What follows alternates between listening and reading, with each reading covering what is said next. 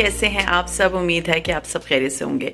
हाँ जी, तो तकरीबन रात के 7 बज रहे हैं और अभी अभी मैं फारिग हुई हूँ अपने एक वीडियो से जो कि मैंने अपने ग्रूमिंग चैनल पर डाला है। अगर आपने अभी तक वो वीडियो नहीं देखी तो मैं आपको बता दूं, उसमें है how to look fresh all day. तो उसको ज़रूर देखिएगा, बहुत बेनिफिशियल होगी आप लोगों के लिए। तो अभी मैं जा रही हूँ, I will change my dress and I will go for groceries. हाँ जी, मैंने रमज़ान की तैयारी स्टार्ट नहीं की है, तो अभी मैं इंशाल्लाह ताला रमज़ान की तैयारी की, मतलब इंशाल्लाह ताला आप देखेंगे पूरी वीडियो उसी बारे में होगी। तो मैं जा रही हूँ ग्रोसरी करने के लिए और मैं और मेरा बेटा जाएंगे। जो ग्रोसरी मुझे करनी है रमज़ान के लिए वो सारी करने के लिए, और क्या कुछ मैंने मतलब प्रिजर्व करना है फ्रीजर में वो भी सारा मैं आपके साथ शेयर करूंगी। So stay tuned.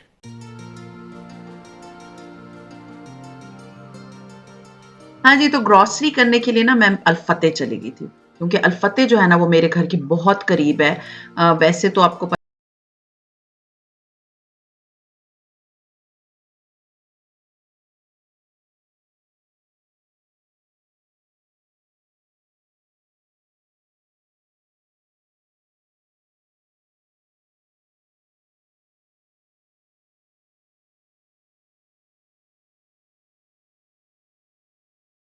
जब मैं घर आई मैं इतना थक गई थी क्योंकि बहुत लेट हो गया था, तो मुझे था कि मैं सुबह जो है वो सारी ग्रोसरी को सँभालूँगी। तो ये नेक्स्ट मॉर्निंग है, सारे कामों से फारिग हो जाने के बाद मुझे था कि जितनी ग्रोसरी मेरे पास पड़ी हुई है, क्योंकि मैंने बहुत सारी ग्रोसरी मेरे हस्बैंड के होते हुए कर ली थी। तो मुझे था मैं वो सारी ग्रोसरी एक दफ़ा रख के चेक कर लूँ कि मेरे पास कौन-कौन सी चीज़ें हैं और कौन-सी दूसरा अगर मेरा लगता है तो चक्कर तो मैं जाके फिर ले लूँगी। तो मैंने सारी की सारी ग्रोसरी जो मेरे पास पेंट्री में पड़ी हुई थी एक्स्ट्रा वो भी सारी चेक की। क्योंकि जब आप अपनी सारी ग्रोसरी चेक कर लेते हो, मैं बाकी वैसे तो सब कुछ ले आई थी, तो फिर मैंने अपनी डायरी पे मार्क करना शुरू किया कि इनमें से कोई एक चीज़ जो रह गई है, तो वो इंशाल्लाह ताला अभी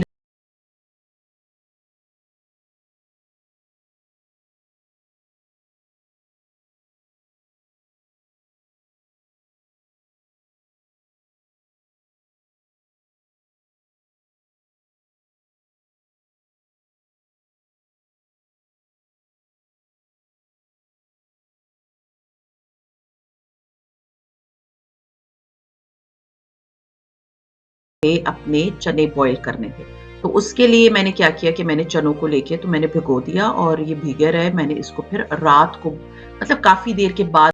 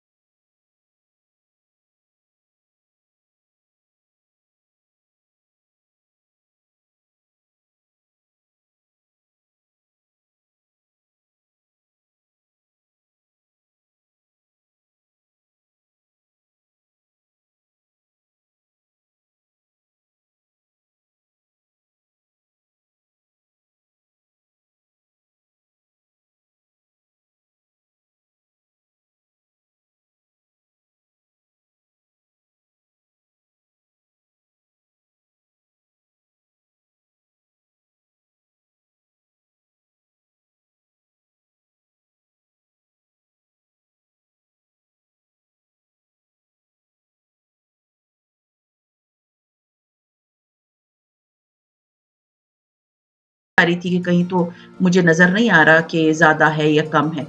तो इसलिए मैं आपको कह रही थी कि बड़ी डिश लें, मैंने बड़ी डिश ली है और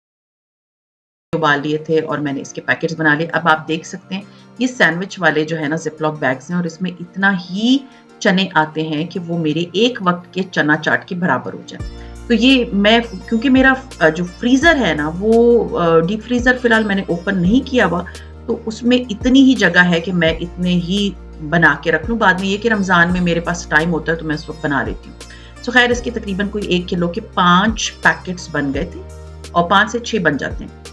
and it's more than enough क्योंकि मेरा बेटा चने चाट खाता नहीं है, मैं बेटी और मेरे हस्बैंड ही खाते हैं। तो ये भी इसके पैकेट बना के तो मैंने इसको फ्रीज़र में रख दिया। अब मैंने करना था ये जो मैं आपके साथ शेयर कर रही हूँ ना, ये बहुत ज़बरदस्त चीज़ है, ये मैं पहली दफ़ा कर रही थी और वो ये था कि प्याज़ को फ्राई करना, लेकिन फ्राई किसमें करना? एयर फ्रायर में बहुत ही कम तेल में। तो क्योंकि हम रमज़ान में इतनी फ्राइड चीज़ें खाते हैं, तो मुझे था कि प्याज़ जो है ना एयर फ्रायर में ट्राई करती हूँ। मैंने 1-2 वीडियोज़ देखी तो बड़ी अच्छी हुई थी।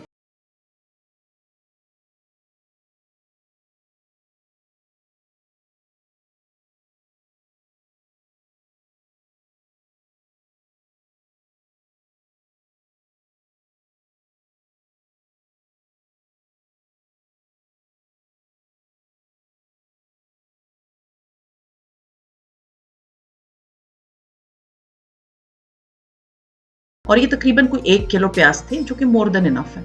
अब मैंने जो है ना एयर फ्रायर के अंदर थोड़ा-सा मतलब घी लगाया है, आप कह सकते हैं 1 टेबलस्पून के बराबर घी लगाया और उसके बाद जो है ना मैंने इसको अच्छे से ब्रश कर लिया। ब्रश करने का मकसद ये होता है कि जो ऑयल है वो अच्छी तरह से चारों तरफ स्प्रेड हो जाए और प्याज़ जो है वो एयर फ्रायर की जो अंदर पकाने वाली जाली है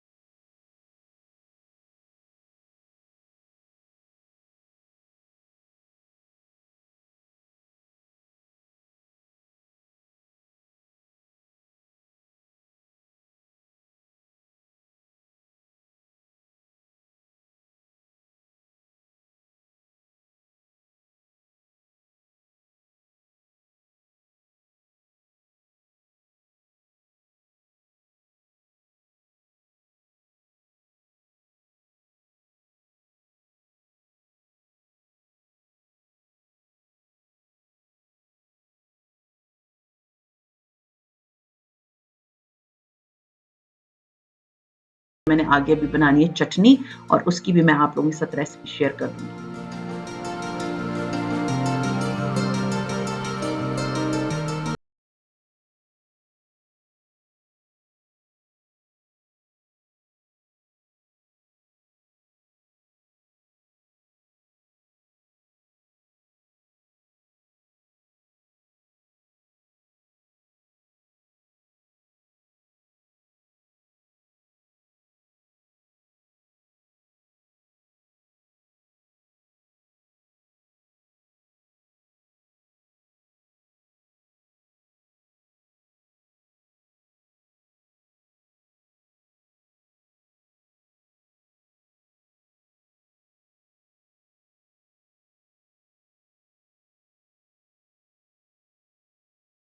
वो मैंने सारा इसके अंदर डाल दिया।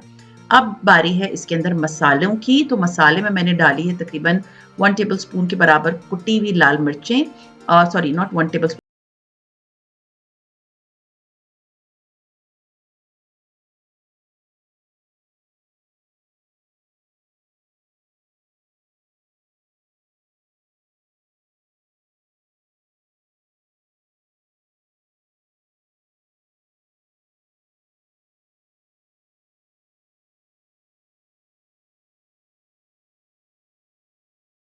रेडी। और बस अब इस चटनी को मैंने जार में, शीशे के जार में खाली करके रखे ना, तो चटनी की लाइफ जो है ना वो शेल्फ लाइफ ज़्यादा बढ़ जाती है।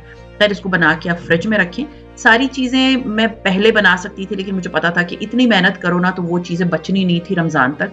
तो अभी तो अच्छे मतलब थोड़े से दिन रह गए, तो अब ये है कि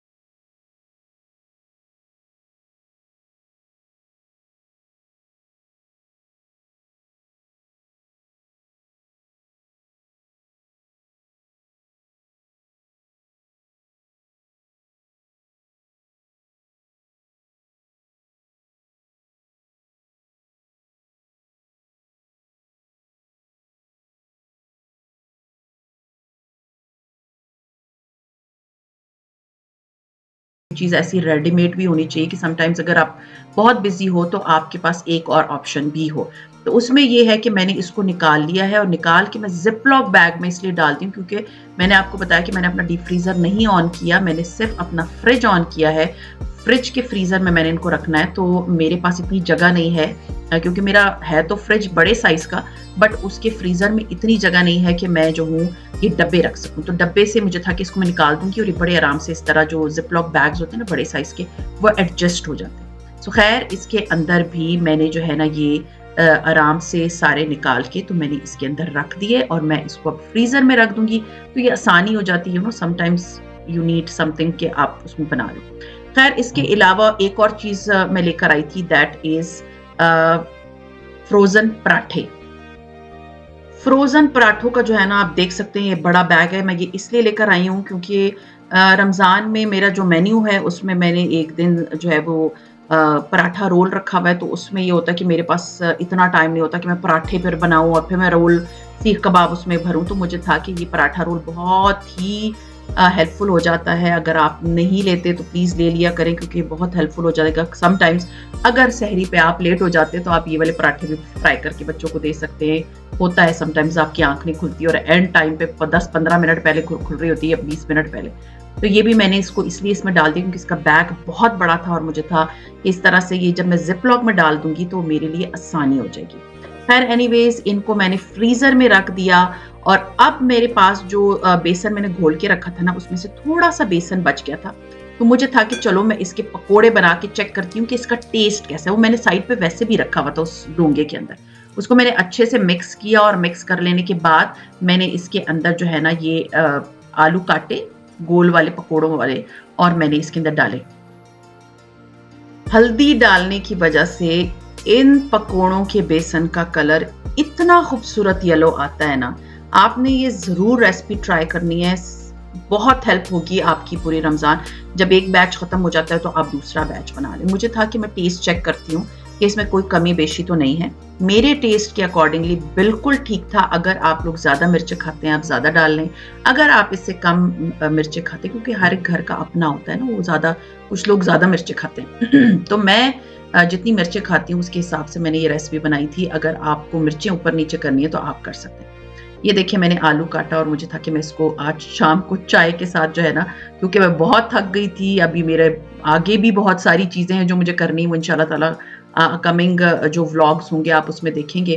तो ये पकोड़े जो है ना वो मैंने बनाए क्योंकि इसके अंदर जो है वो चावल का आटा है, तो इस पकोड़ों की जो क्रिस्पीनेस है ना वो कम नहीं आपको फ़ील होगी। इतने क्रिस्पी पकोड़े थे कि एक पकोड़ा पड़ा हुआ था और काफ़ी देर उसमें गुज़र गई थी। मैं एक फ़ोन पे लग गई थी, तो उसके बाद मैंने जब देखा वो पकोड़ा वैसे का वैसा ही ना, यू कैन से कि इतना क्रिस्पी था। सो ये वाली रेसिपी आपने ज़रूर ट्राई करनी है, चटनियाँ भी आपने ज़रूर ट्राई करनी है। ख़ैर ये जब मैंने बना ली तो उसके बाद मैंने बैठ के अपना मी टाइम एन्जॉय किया बिकॉज़ मेरा पूरा दिन इतना टायरिंग था, मैं इतना थक गई थी। यू नो ये वाले काम जो होते हैं ना आपको बहुत थका देते हैं और आप जब सिंगल हैंडेडली लगे हुए होते हो तो आप ज़्यादा ही थक जाते हो। तो आप लोग अभी मुझे बताएँगे कि आप लोगों ने कौन-कौन सी चीज़ों की तैयारी कर ली है रमज़ान की और अभी कौन-कौन सी चीज़ें ऐसी हैं जो रह गई। तो ये है फाइनल लुक पकोड़ों की, आप लोग शक्ल देख लें कि कितने खूबसूरत पकोड़े बने हैं, इतने प्यारे पकोड़े। तो ख़ैर ये था मेरा आज का व्लॉग, उम्मीद है आप लोगों को मेरा आज का व्लॉग अच्छा लगा होगा, टेस्ट भी करके दिखा रही हूँ। सी यू इंशाल्लाह ताला in my next vlog, till then अपना बहुत ख़्याल रखिएगा, दुआ में मुझे याद रखिएगा। टेक केयर एंड अल्लाह हाफ़िज़।